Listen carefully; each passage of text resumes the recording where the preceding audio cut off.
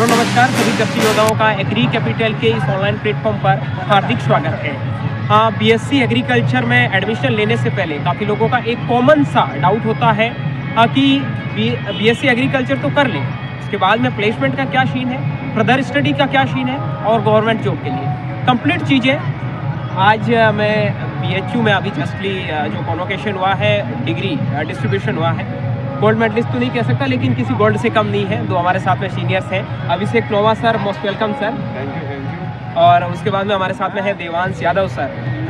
Sir के बारे में तो जितने शब्द बोले जाएं उतने ही कम है। थैंक यू भाई साहब। सबसे पहला क्वेश्चन सर मेरा आपसे है, प्लेसमेंट सुना है ना सबने, और सबके माइंड में क्वेश्चन रहता है कि हाँ भाई कितने टाइम तक बेरोजगार रहेंगे। वो सर बताएंगे कि बेरोजगारी को कैसे दूर करना है और कैसी जर्नी रही है। सबसे पहले तो बेस्ट ऑफ लक सर कि आप बहुत अच्छी जगह काम कर रहे हैं और आगे की जर्नी के लिए भी आपको बेस्ट ऑफ लक और मैनी सो कॉन्ग्रेचुलेशन कि आप बीएचयू जैसे इंस्टीट्यूट से पास आउट हुए हैं। Thank you so much Mahipal. पहला तो मैं कहूँगा बेरोजगारी का कोई उपाय नहीं दे पाऊँगा मैं, बट इतना कह सकता हूँ कि हाँ प्लेसमेंट में जरूर बैठे हैं आप लोग। ये प्रधान एक कंपनी है, उसमें मेरा प्लेसमेंट हुआ, तो इसका जो वर्क कल्चर है यहाँ पे वो मुझे काफ़ी अच्छा लगा। मतलब काम करके मुझे वहाँ पे काफ़ी रिलैक्स जॉब है, कोई मतलब टेंशन नहीं है, कोई प्रेशर नहीं है उसके ऊपर। तो ये मतलब मुझे कंपनी अच्छी लगी, शुरू से मैं इसको एम कर रहा था, तो प्लेसमेंट में बैठा, लकली मेरा हो गया। जीडी पहले एक नॉन वर्बल रीजनिंग का स्टेज 1 हुआ था, उसमें क्वालिफाई करने के बाद ग्रुप डिस्कशन हुआ था, उसके बाद पर्सनल इंटरव्यू हुआ था। तो 3 फेजेस थे, तो तीनों में लकली क्लियर हुआ। टोटल 6 लोग क्लियर हुए थे यहाँ बीएचयू से, एमएससी प्लस बीएससी, तो उसके लिए बहुत ब्लेस्ड हूँ।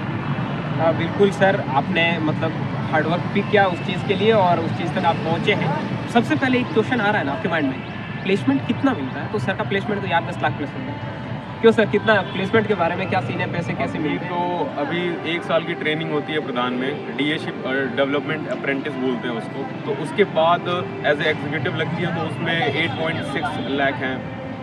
तो मतलब लग रहा है ना काफ़ी अच्छा प्लेसमेंट, बहुत अच्छा खासा है, क्योंकि बीएससी एग्रीकल्चर की डिग्री ली है ना, इंजीनियरिंग में। ठीक है सर से मैं एक और क्वेश्चन पूछना चाहता हूँ। काफ़ी लोगों के माइंड में एक क्वेश्चन तो आया ही होगा कि यार 5 से 6 लोगों का प्लेसमेंट, क्या बीएचयू में पढ़ने वाले सभी लोगों का भी प्लेसमेंट नहीं होता?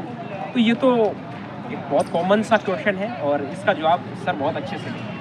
देखो टोटल प्लेसमेंट पे तो 120 लोग बैठे थे, जिसमें से 6 लोगों का सिलेक्शन हुआ था।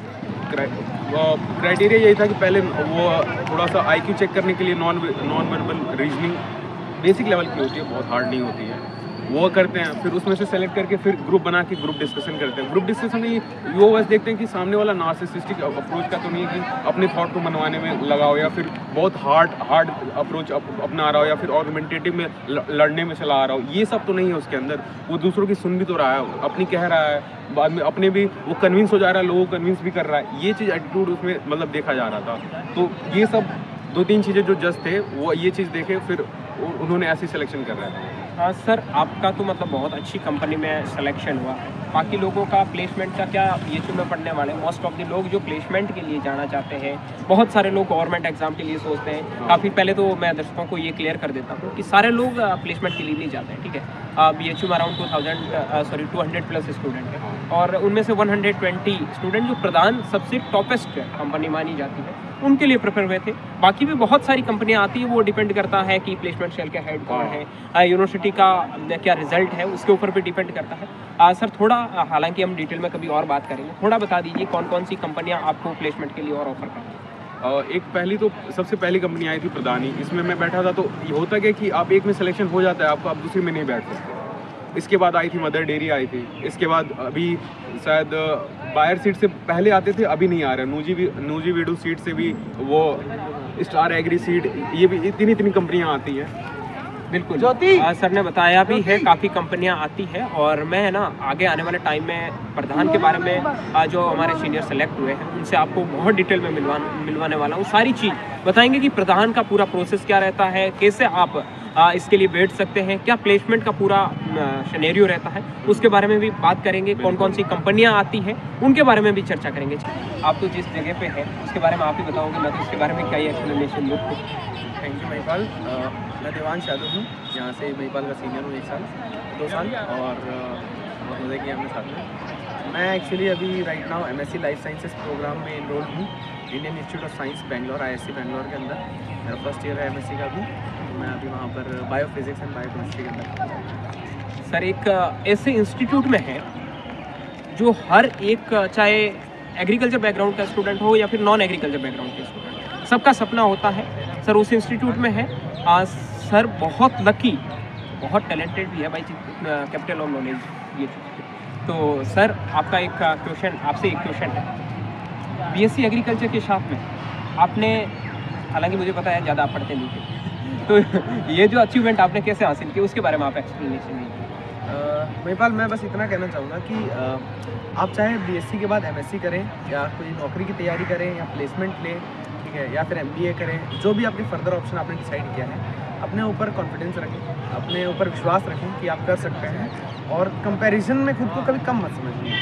अपने ऊपर ट्रस्ट करिए, प्रोसेस को ट्रस्ट करिए और हार्ड वर्क करिए, ठीक है, और अपनी मेंटल कैपेबिलिटी पे कभी डाउट मत करो। ऐसा समझो कि मैं जो पढ़ रहा हूँ बेस्ट पढ़ रहा हूँ और मुझे सब आ जाएगा एक दिन धीरे धीरे।